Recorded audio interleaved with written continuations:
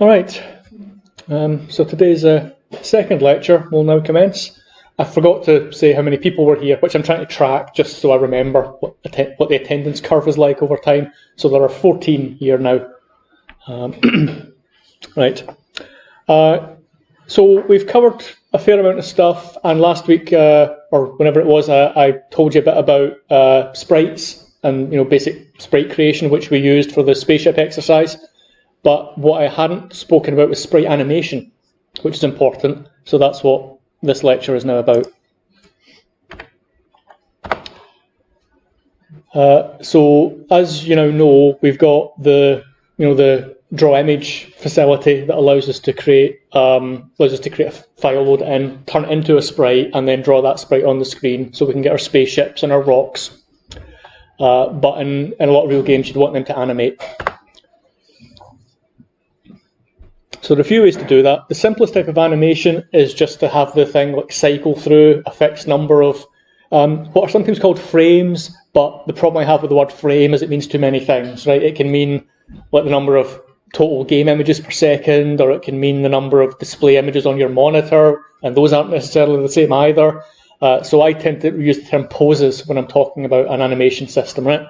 So you can have a number of poses, like if you had a collectible coin in a platform game and it appears to be rotating, that's because there are 3 or 4 poses that have been drawn for the coin, and when and the way it would work in my way of thinking is the coin entity would have 3 sprites that would be that way and that way and that way, and it just plays those in a loop. So that's how that works.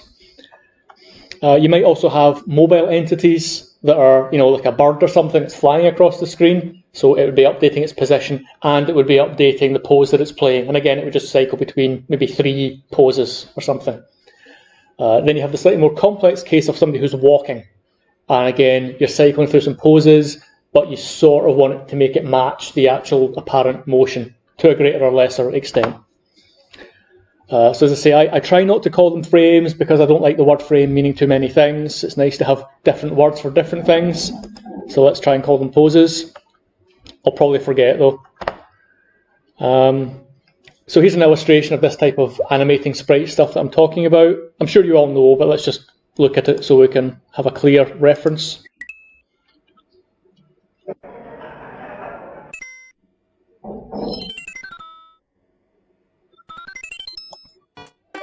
So I've shown you this kind of thing before, but previously I was just drawing your attention to the layering, the fact that there's a background layer, a regular grid, and there's a foreground layer of sprites. But now you want to just look at how the sprites animate. So you can see that as Mario moves about, he's got a bunch of different poses depending on his action. And then you have things like the blocks themselves, and maybe got multiple poses if they've got this question mark scrolling across them. Again, those are just separate images just being stuck together in a sequence. Very simple. You can see that there when he changes size. This is where there's a sort of interaction between the game logic and the animation system, where obviously he's collected the power up that makes him big. So he set up the code for doing that, and now he changes from playing one set of animations to a different set. And obviously those are just pre-stored somewhere, and there's a boolean that flips between one or the other. Now you can see that when he walks, it's actually not very detailed, right? Again, he's just cycling between 3 poses and he's sliding along the ground. There's not a serious attempt to make the foot position be regular or anything in this game. Some games try harder than others to be accurate in that respect. Other things like these guys as well, again, they'll be playing simple animation sequences, not a lot to do. It looks like it just reacts to whether you're on the left or the right, and just flips, which may in fact just be a mirroring of the image rather than a real separate graphic. You see this little curly guy is a bit like the spaceship bullet. He's just playing a kind of rotational behaviour, although because of the nature of the SNES, these frames will have to have actually been drawn separately. The SNES, under these circumstances, couldn't do real rotation. We can, right? Canvas lets you do, we can just rotate things when we want to. They would have to be separate frames that an artist had created, and you just cycle between them to make it appear to spin.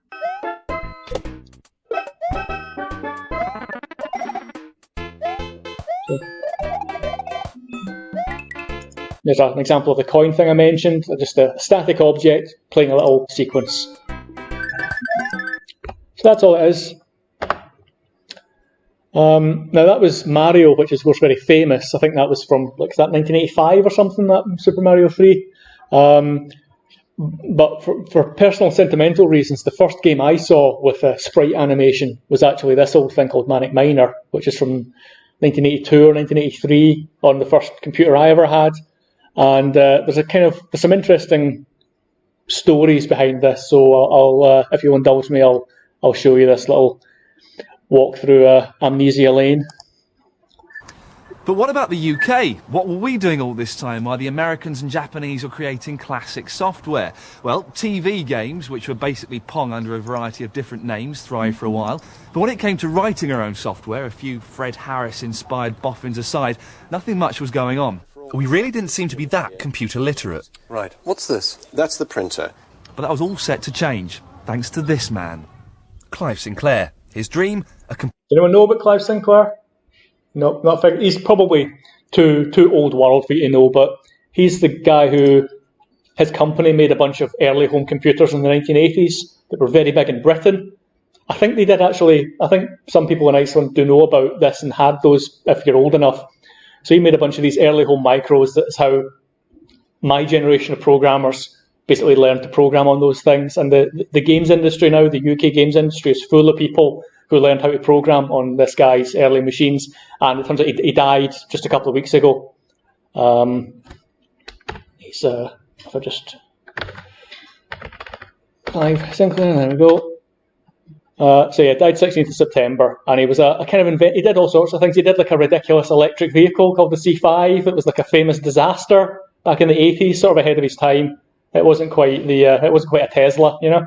And he made like transistor radios and pocket TVs, all sorts of mad inventions, some of which sold well and some of which didn't. But his home computers definitely sold well. He sold millions of these things. computer in every British home. Made by Sinclair, hopefully. The Spectrum, of course, was always black. But this one was white because it was the millionth one made at Dundee. Indeed, the millionth made at all, because they made them all in those days. So the Sinclair Spectrum was indeed made in a factory in Dundee in Scotland, which is where I used to live before I came here. And one of the people who worked in that factory was a guy called Dave Jones, who actually, if I remember correctly, he got made redundant from the factory towards the end of the lifetime of this machine and decided to use his redundancy money to set up a little computer games company called DMA Design. And he made a game called Lemmings. You heard of Lemmings? So Dave, who was my old boss, apparently made Lemmings with his redundancy money from the factory where they made the Spectrums. He made Lemmings, it was quite a success, and then he built up his company and made some other things, including Grand Theft Auto, which I did. So that all comes out of the same lineage. And then some other things that were not so successful, which we're not going to talk about. So it's quite funny that there's just this lineage of the early home computer, the manufacturing in Dundee. Dundee became a hotspot for game development in the UK, which is where I worked and where Grand Theft Auto was initially made, although it's now made in Edinburgh. So that's how all this stuff happened. So that was the 1 millionth Spectrum ever made. Bought by naive parents to help with your O-levels, all that we actually learnt was how to play games. Our really sad friends even wrote their own. But it was from these fetid teenage bedrooms that the British software industry would finally emerge. The early 1980s saw a home computing boom in the UK. It was led by a generation of acne-ridden, wispy-bearded bedroom programmers. If you call that, that's back then we had to, at this level... Computing boom in the UK. It was led by a generation of acne-ridden... If you wanted your game to be fast, you had to write it in assembly language. Things were programmed in assembly language. If you were naive, you wrote it in a language called BASIC. It was an easy-to-learn language, but very slow. If you made anything professional, you had to write it in assembly language. You didn't use C or anything like that. C compilers were not available for the Sinclair Spectrum. You had to do it the hard way. Ridden, wispy-bearded bedroom programmers who could even create their own games, because unlike consoles, computers had keyboards. Even if they were as rubbish as the infamous rubber keyboard of the Sinclair Spectrum. The Spectrum was massive because it was the first time there was a really relatively powerful consumer computer that you could buy games for. You could buy magazines and type games in from the magazines. They never worked, but it was fun for a while. And it encouraged a lot of people to start programming games. And you didn't need a large budget. You could do it in your bedroom all yourself over a couple of months. And some people made a lot of money out of it.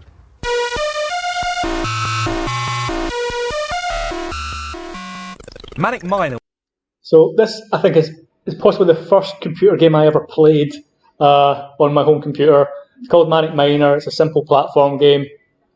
This is your guy, a level full of obstacles, and you walk around trying to collect these little keys. It was Britain's first software blockbuster. You played Miner Willie, who had to jump. Right, so that's him playing a little animating sprite here as he does his silly walk and jump. His way through 20 screens of platforms collecting treasure, all to a continuous soundtrack, which had previously been thought impossible to do on the Sinclair machine. It also had... The sound chip was incredibly primitive, which is why it sounds so awful. I think the chip was just a buzzer that could either be on or off. So to make a note, you had to make it turn on or off at the frequency that you needed to be for that note, and it was just on, off, on, off, on, off. And if you do that, 440 times a second, you get is it that A? That's 440, I think so. Had a very British sense of humour. When you died, a Python-esque foot descended to crush the hapless miner.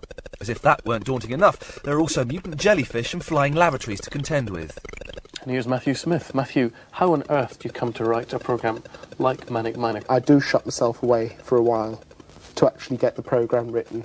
Matthew Smith became very wealthy very quickly with the success of Manic Miner and its sequel, Jet Set Willy.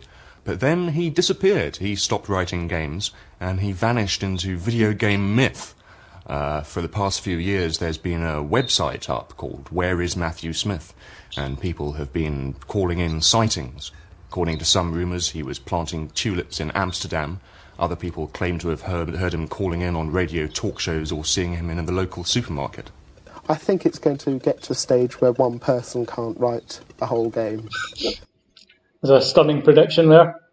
And it's worth reflecting back then in the 80s, really most games were just made by one person, often doing the art and the audio themselves. Maybe occasionally you'd get someone else to do the art, but it was kind of a one-person operation to make a game. That was in the mid-80s. By the time I started more into the 90s, it would be like a team of maybe between 4 and 8 people or something like that, but still fairly small, close-knit teams. Nowadays, of course, it's hundreds on the kind of big games, and they take years to make, so there's just been a massive increase in the amount of man hours or person hours that get put into making them, but it used to be a one-man operation. I was 17 when I wrote Manic Miner.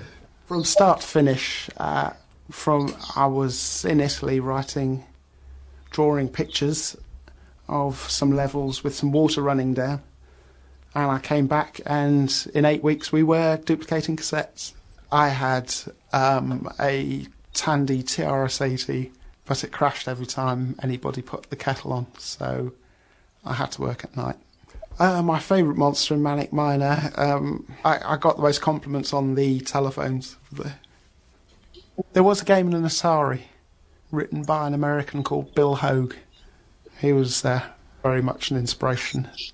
The game he wrote was Miner 2049er, which was a little man jumping around on platforms, collecting things and avoiding the baddies.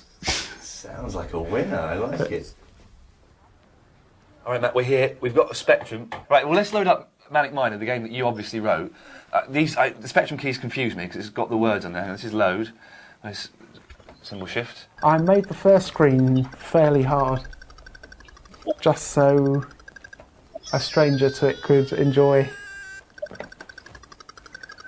a lot of the frustration without having to get very good at it.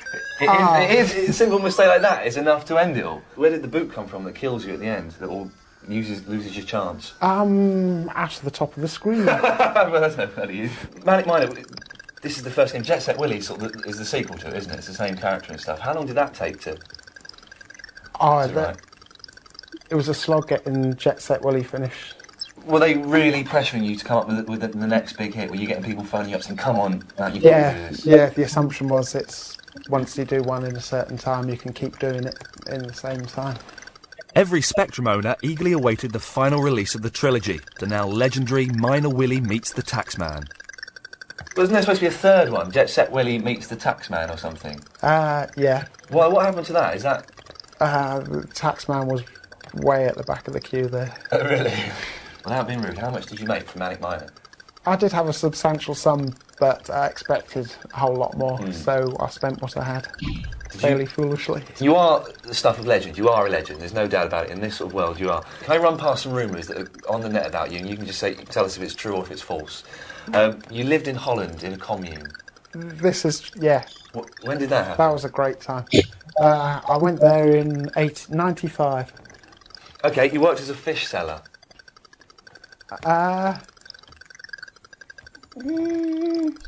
No, I don't think I ever sold fish. I tried to get a job in a fish gutting factory. But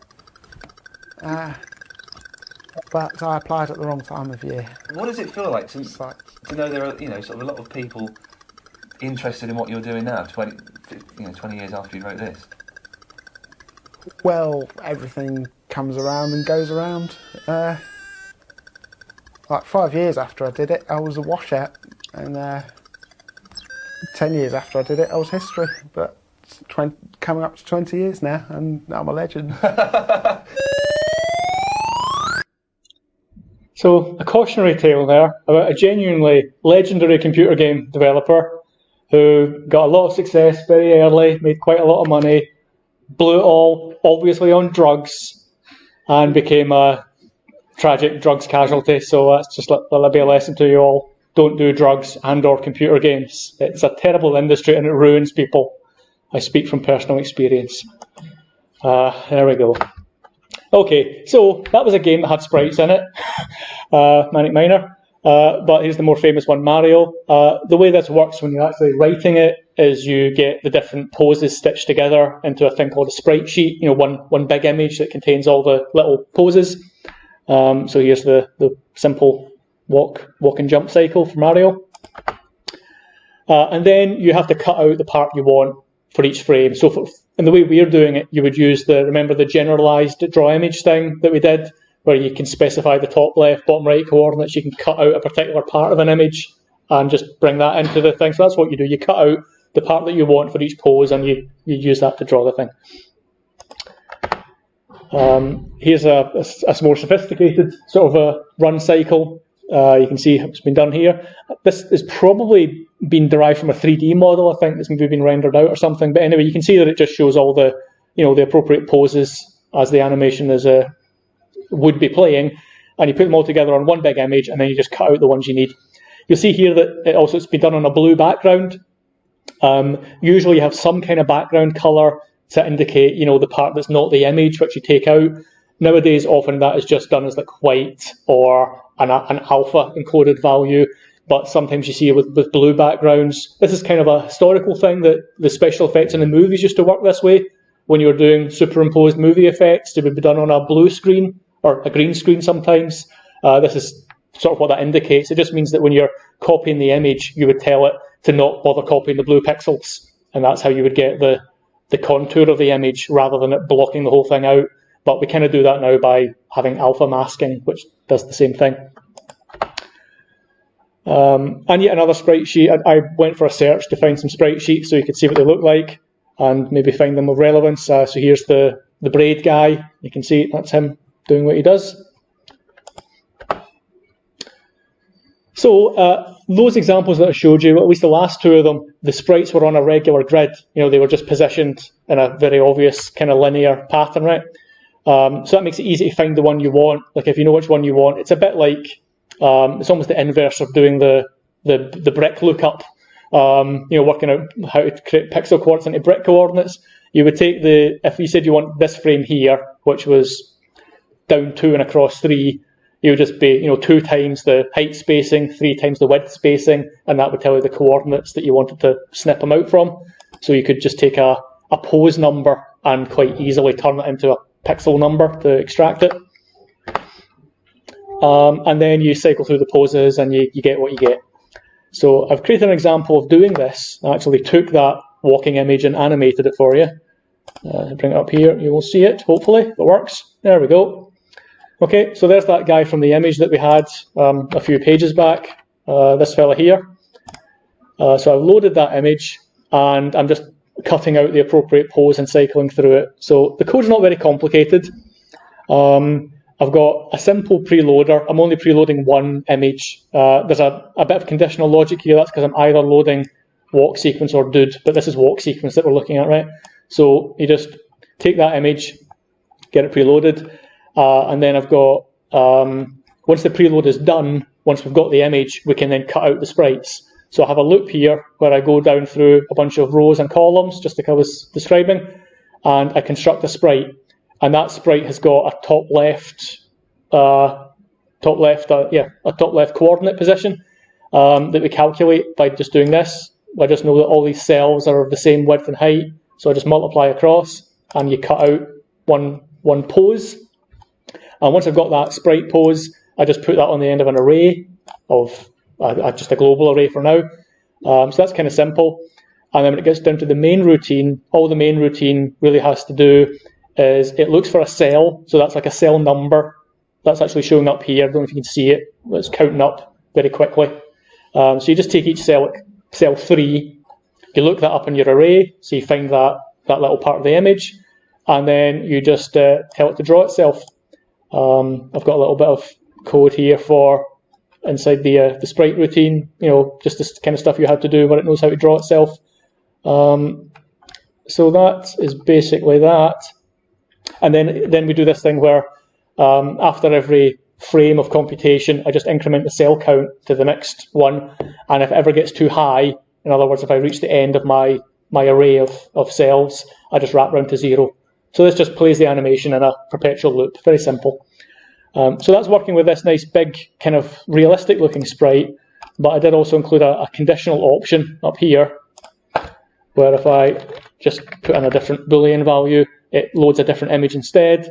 So it's the same code, sort of, with a couple of tweaks. Oh, did I? Well done, well spot. I wondered why it wasn't working. Right, that makes sense. So we run it again, and now we get this guy. That's the other image. The code, which is almost exactly the same, it's just that the spacings are different, right? The cell width and the cell height are different for this sheet. As you can see, it's just differently constructed. So I use different magic numbers here, and the number of rows and columns is different, but it's the same idea. Regular grid, cut the image out and draw it, and you're done. So this is a basic running on the spot animation, but what you often, in a real game, you maybe want more than that. So the other thing you can do is I can also make him actually move.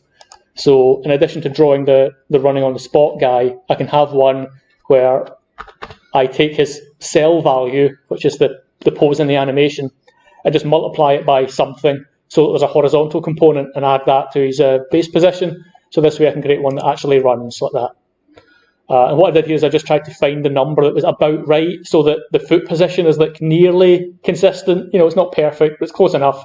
So what's happening here is between every pose, I'm just moving by a fixed number of pixels and playing the animation on top of it. And it looks like that's kind of how it's been authored, that it can handle just simple linear motion. So you get that. Having done that, you can also, give them a vertical component as well. It's not really entirely obvious why you would, but just for flexibility. So you can have one that's running down and across. And you can also have the thing where you can have them running the other way. To have them running the other way, in theory, you could redraw your art and all this kind of thing, but you can just flip the standard art, and it turns out that our scaling facility is sufficiently general that if you tell it to scale by -1, it actually flips it, which is what you would mathematically expect. So you do scale -1, and you can make him run to the left. So we've got this guy down here. I'll just minimize that out of the way. He's going the other way. There's a slight problem if you mirror images like this. It means that if there's any shading baked into it, any kind of directional light sources, they don't quite work when you mirror it. The shadows would be falling the wrong way. Often it doesn't matter. If it does matter, you just tell your artist, hey, I need you to redraw them facing the other way and make the shadows be correct. But a lot of the time you can just kind of fake it and nobody cares. So we get a bunch of different behaviors there, all derived from a simple sprite sheet.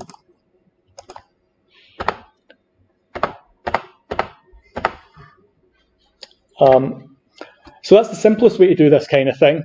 That thing there where we just move them across, I would describe that as being a computation-driven motion, or in a real system, you maybe say physics-driven motion. This would be where, like maybe in a 3D game, what happens in 3D games is that characters are often embedded inside like little tubes, a cylindrical tube, and that tube is a physics object in the system, so it's moving around.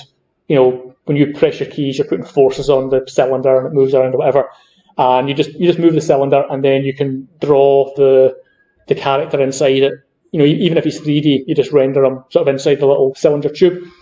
The problem with that, though, is it can look a bit fake at times. You've probably seen this thing where the classic one is like you're running against a wall, and the physics system says, well, you can't go, but the animation system's still playing, so he's playing his run animation up against the wall, which is this kind of dumb thing that you get in games a lot. So what some people try to do for cases like that, and more general cases, is they try to do animation-driven action. So that's where because the animators don't like having these kind of naive linear motions underneath the character, because they study animation and they learn that real objects, there's a ramp up, you get faster, and then there's fluctuations in pace, and then you slow down, and they like to have smoothness and squashing and all this kind of thing. So sometimes the animator will say, no, I want to control the animation. I don't want you putting a stupid for loop that's just making them move by 5 pixels per frame. I want to move 3 pixels here and 2 pixels here and then 6 pixels here, and they want to kind of spec it out. That's what I would call animation-driven motion, and that's a bit harder to do. But the idea there would be that you could maybe have a sprite where the walk cycle has got like non-uniform velocity to it, and what the artist has to do is they draw the sprite and then they tell you where the foot position is, and that gets kind of written down somewhere, and then you have to play the animation in such a way that the foot position is consistent from one pose to the next. It's a little bit harder, but that's what's sometimes done. So as I say, you've got kind of two ways of doing it. One is you can just explicitly do it in code with your physics system or your weak approximation to a physics system. By the way, the kind of the simple code-driven approach is often convenient. It's simpler to do, and it's easier to manage in like network games and stuff like that. Where you can just say, look, we know that this object, when it runs at this velocity, and it's a linear thing. Also, sometimes for gameplay reasons, if you play Quake and stuff, you'll notice that you can turn on the spot super quickly, unrealistically quickly. And when you travel, you just go from like going at no speed to going at top speed straight away. Totally physically impossible, but we've kind of got used to it in games. So sometimes the game design wants you to have these unnatural linear velocities for either technical or gameplay reasons. And that's sometimes in tension with the animators wanting stuff to look good.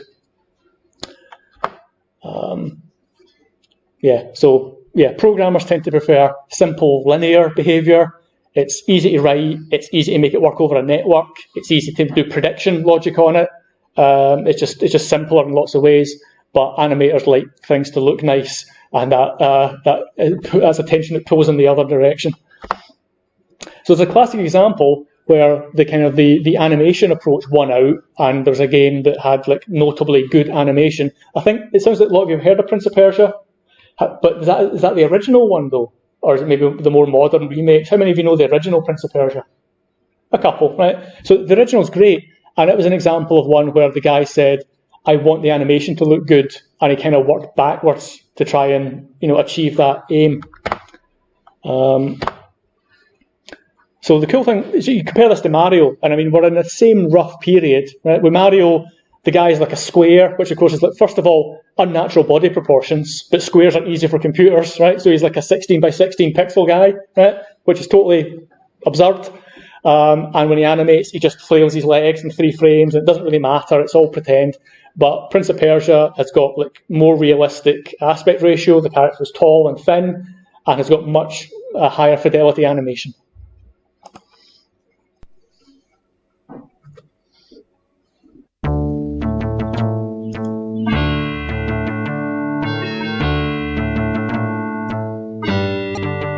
Again, one person, just about. He had a little bit of help from someone, but basically it was one guy.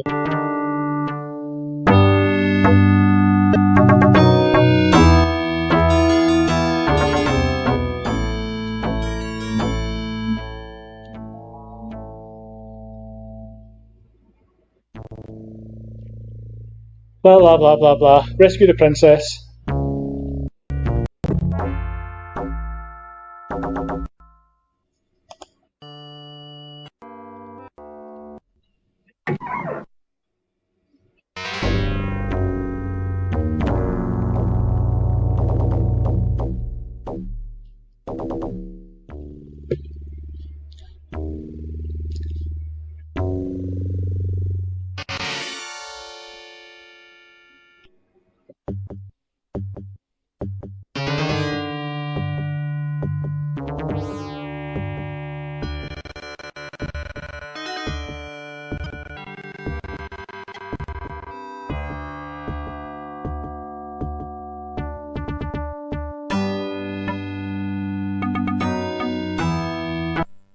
Oh, here we go.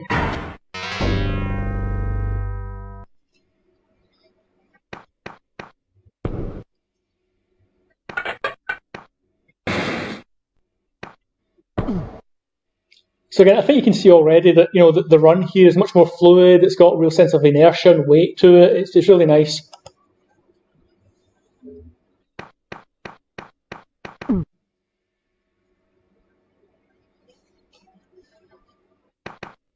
Yeah.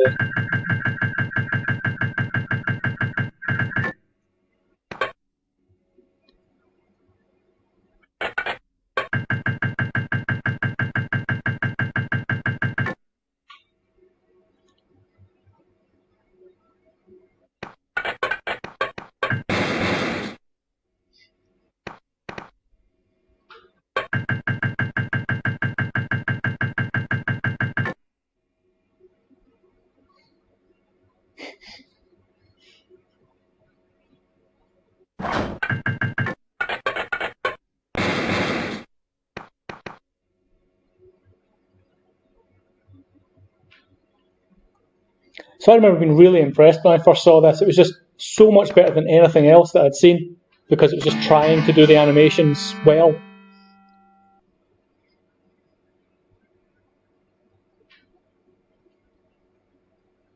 I think at some point he'll go and have a sword fight with someone. Yep, here we go over here.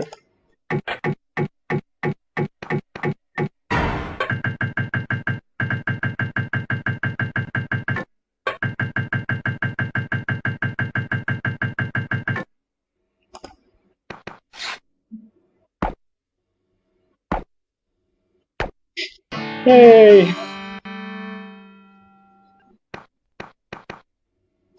Yep, so it's very nicely done. So how is that done? Well, the basic idea, as I kind of indicated, is that if you've got an animation-driven system, what you do is the animator, in addition to drawing the poses, also tells you what the positional delta is from each one to the next one. So instead of you writing code that says, fuck it, it's always 5 pixels, you might have variable pixel numbers.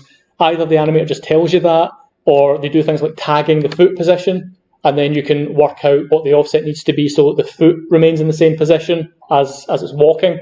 And there are equivalent things that are done in 3D games as well. If they create in a 3D game, the animation poses are done by the artist model the character in a 3D package, and the position is all expressed in terms of the matrix values at the joints. I've mentioned that once or twice. It's all matrix multiplies along a skeletal structure. So they save out the matrix positions, but there's maybe some, again, marking on where the foot is anchored, so that when you're doing the walk, you can try and make sure that the foot remains planted on the ground during the part of the walk cycle that it's supposed to be touching the ground. And there's always one foot on the ground, and you just try and figure it out. And maybe you tweak it and you put some numbers in, and you just iterate and test until you get it looking nice.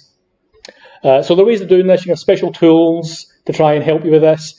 In the early games that I worked on in the 90s, the animators just wrote down the numbers. They would create the animation poses, and then they would say, by the way, this one to that one is 2 pixels, and that's 3 pixels, and that's 1 pixel. And you say, right, I'll write that down, and you would put that in your code. So you'd have your array of the poses, and you'd have an array of magic numbers, and on each I want to say frame, but I shouldn't, right? Each time you're playing it, you would say, okay, we go on to the next pose, and there's a corresponding array that tells you how many pixels to move for that one, and you just keep them in sync.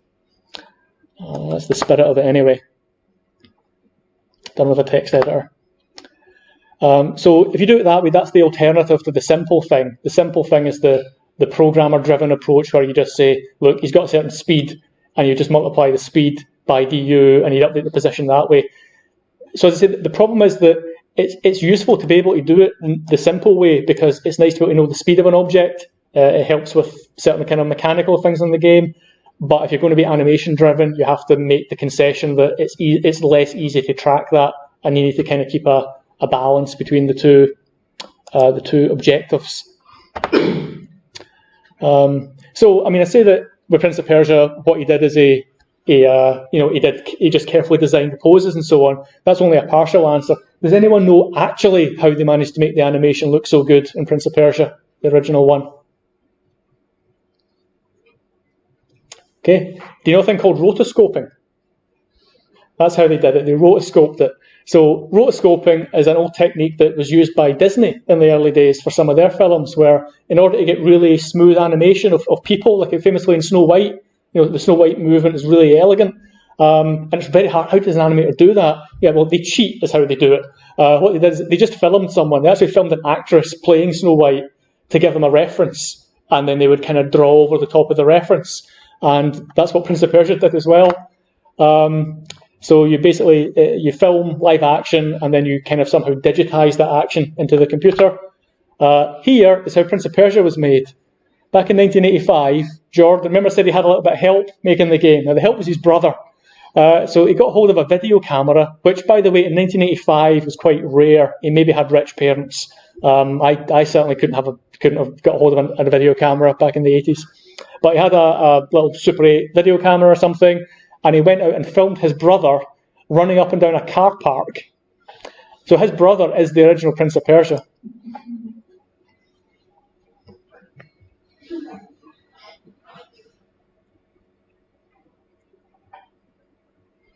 So here he's running, and the lines on the car park are quite good for helping him to measure stuff and work out pacing, because you've got regularly spaced painted white lines.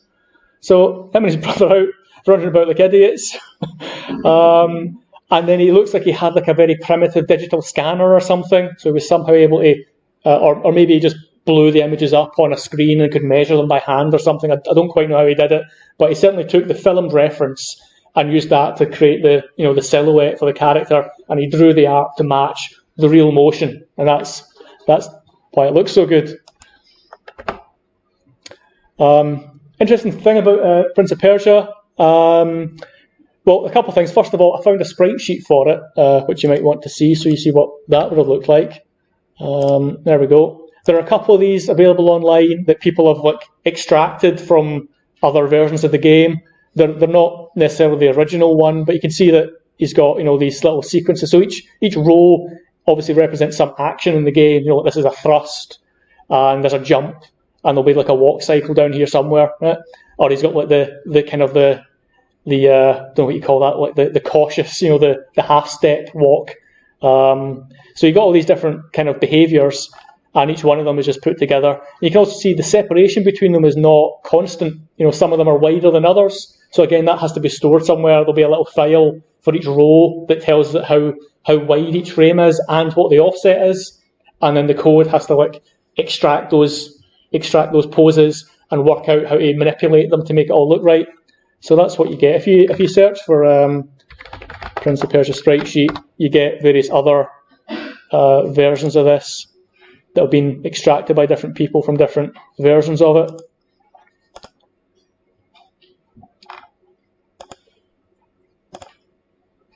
So you get that kind of thing. But I also managed to find someone who'd actually tried to recreate the game as a web game using JavaScript.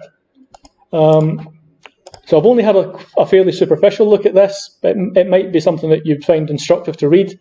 I found this because there's a sprite sheet image on it, but in addition to all that, there's some talk here about how to actually go about how this person tried to reconstruct it on the web. And you can see the code is not unlike the kind of thing that we've seen, that this is registering this would be our kind of key code logic. It's their equivalent of that you've got keys to do various things and they get stored somewhere. When it comes down to making the sprite sequences, again, it's a bit like us. They've got just an array that's got a bunch of things in it, and each sequence has got a length, and it cuts out the particular pose that it needs. not exactly what we are doing, but very similar sort of logic. Here again, I think these are some magic numbers to tell it which pose to play for the particular animation. So the strike animation does indeed involve poses 151 through 157 or whatever it's doing. So it's just extracting the relevant data from the thing.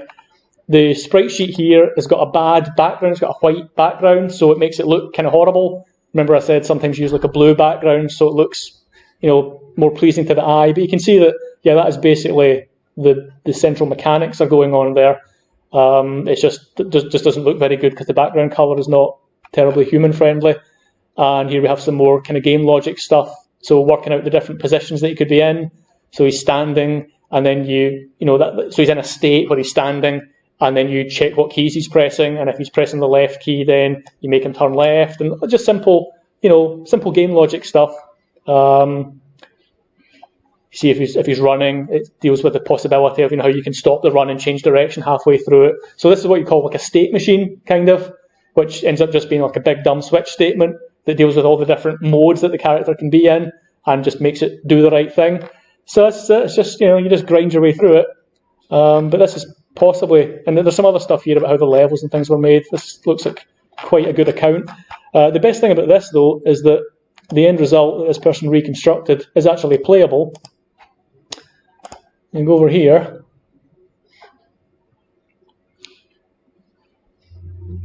There we go. They've changed the name for copyright reasons. Very wise. And let's have a go.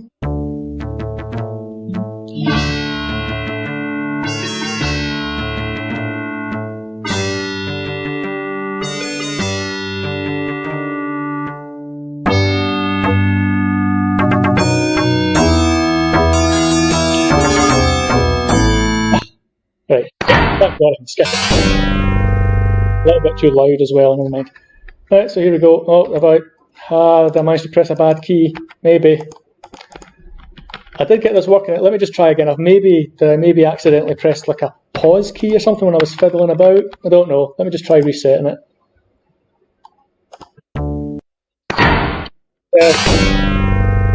Okay.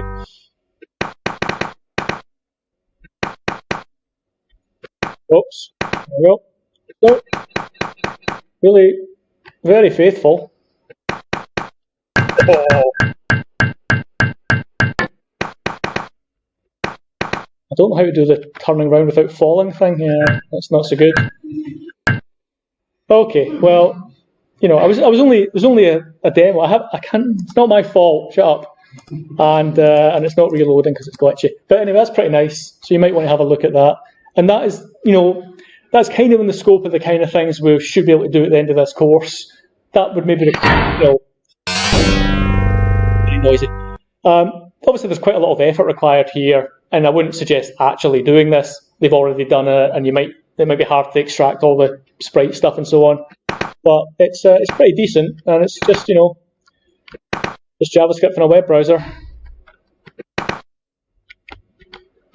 I'm going that way. Crouch. There we go. Crouch. So that was nice. Right. Yeah, so that's good animation-driven action. But as I've mentioned, you have to be careful about this. Although making the animation central can look nice, it is trickier in various ways. It makes doing physics systems harder. It makes doing network games harder. One of the reasons for that is that if the motion information isn't stored inside the animation, then if you've got a network game, you'd have to kind of be playing the animations on the server as well, which you often don't want to do. It can be slow and it has kind of memory implications. So if you look at MMOs, you'll find that the character movement in MMOs tends to be quite simple. They just move around like just simple cylinders with linear speeds.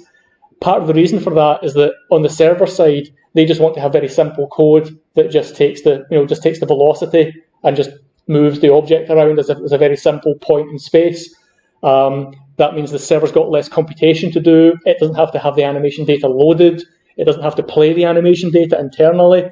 And it also means that network games often have to do things like predicting where something will be a short time in the future. And it's easier to do that if you've got just linear speeds. So you'll see that a lot of games kind of compromise on this and have actually got fairly simplistic motion. Yes, that's kind of what I'm saying there, that in 3D games, calculating animation-driven motion can be quite hard. There's a game I worked on called APB, where we actually did a bit of both, that sometimes we would use like simple linear velocities, just getting to the end of the time slot. Sometimes you use simple linear velocities, but for certain special events, like if somebody was like leaping over a fence, you would go into an animation-driven system, so the animators could encode exactly the velocity with which you would jump over the fence, or if you're jumping into a car, those would be played as animation-driven things. But when you were just running around on foot, it was kind of linear motion, and it was just playing a run animation while you're sliding along inside a cylinder. So that's what tends to happen. The other problem with animation-driven systems is that when they misbehave, the bugs are like in the animation. So you end up having to go through these like paper lists or whatever it is, your tool that works out where the animations are positioned, and the iteration flow and the debug flow for that is not very pleasant. It's a lot easier to just go into your code and look at the position times velocity type. The velocity times time stuff. It's a little bit easier to do debugging on. Whereas if an animation is misbehaving, you might be in a quite elaborate iteration cycle with an animator and whatever tools are required to get the poses through. It can just be a little bit more painful. So that's a reason why it's not always done. Okay, but that's what I have to say about sprite animation. So that's the end of that.